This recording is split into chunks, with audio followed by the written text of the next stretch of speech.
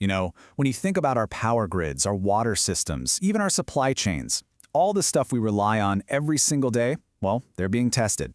But the biggest threats, they're not storms or blackouts. Nope, they're coming right through our computer networks.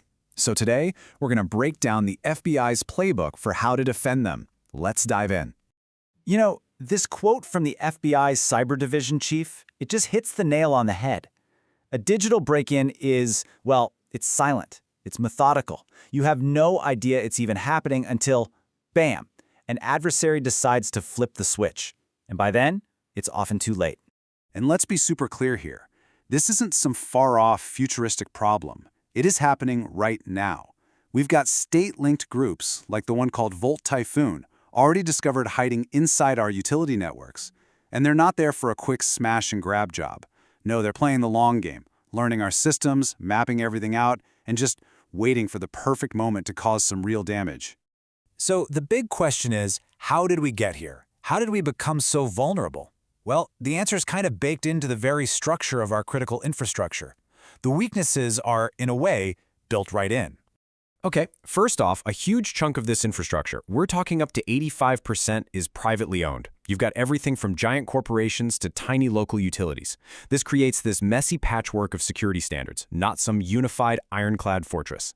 Then you've got the problem of legacy systems. I mean, a lot of these places are running on technology that's ancient in computer years, and you just can't patch it against modern threats.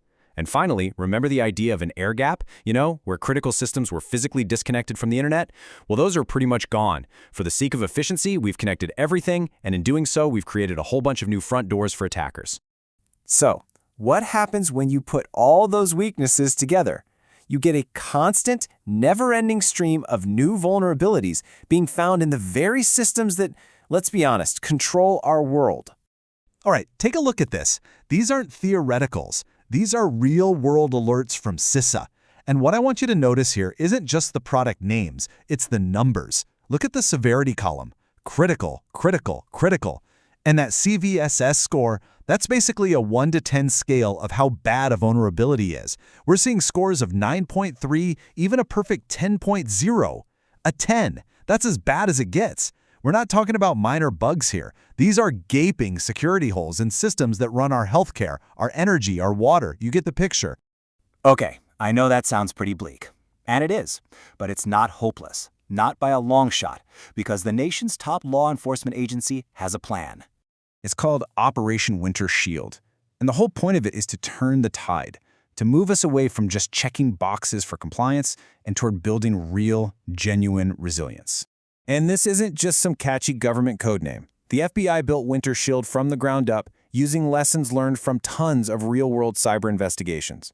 They looked at how attackers were getting in, what the defenders were consistently missing, and they boiled it all down to the 10 most impactful things an organization can do right now to beef up its security. And this quote here from the FBI really gets to the core of it. Winter Shield is not just some mandate from on high. It's a call to action. It's for every single organization, whether it's public or private, that runs a piece of this giant critical puzzle. Basically, it's saying that cybersecurity is a team sport and we all have a position to play. All right, so what's actually in this playbook? The FBI lays out 10 key actions. Let's break them down. Now, there are 10 specific points, but to make it all a bit easier to digest, you can think of it as a simple 3-part strategy. Part 1, secure your access. Basically, control who can get in. Part 2, harden your systems. Make everything tougher to break. And Part 3, plan your response. Know what you're going to do when, not if, something goes wrong. So that first step is all about locking your digital doors. This means using strong multi-factor authentication, the kind that's resistant to phishing scams. It also means you don't hand out the master keys to everyone all the time. Think just-in-time access. People only get admin privileges for the short time they actually need them. And, super important, you have to make sure your vendors and partners are just as secure as you are. Okay, next up, hardening your systems. This is all about strengthening the walls themselves. It's fundamental cyber hygiene, but it's absolutely vital. You've got to patch your vulnerabilities. It's not optional, it's urgent. You've got to get rid of old, unsupported tech. That's a must. You need to know every single thing you have that's facing the internet. And since email is still a huge way attackers get in, you have to lock it down. That means using protocols like DMARC, SPF, and DKIM. All those work together to prove an email is really from who it says it's from. And the final piece of the puzzle, planning your response. What do you do when the worst actually happens? Well, you need backups that are offline and immutable. That's a fancy word for can't be changed or deleted. That way an attacker can't mess with them. You also have to keep your security logs for at least a year. Without them, you're basically flying blind trying to figure out what happened. And finally, you have to practice your incident response plan. A plan that's just sitting on a shelf collecting dust? Yeah, that's completely useless when a real crisis hits. You know, this brings us to what I consider the golden rule of survival in this space, the 3-2-1 backup rule. It is a super simple but powerful mantra. Here it is. Have at least 3 copies of your data. Store them on 2 different kinds of media, and keep one of those copies completely offline and untouchable. That's your lifeline against ransomware or any other network attack.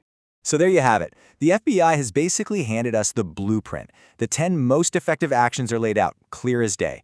Now the ball is in our court. The responsibility shifts from them to, well, everyone else. Look, if you remember one thing from this, let it be this. Winter Shield is not just another compliance checklist to tick off for an audit. The FBI themselves said it's about starting a conversation to make real, measurable progress. It's about building a culture of security, not just reacting after the fact. The strategy is here. We know the threat is real, and honestly, the stakes could not be higher.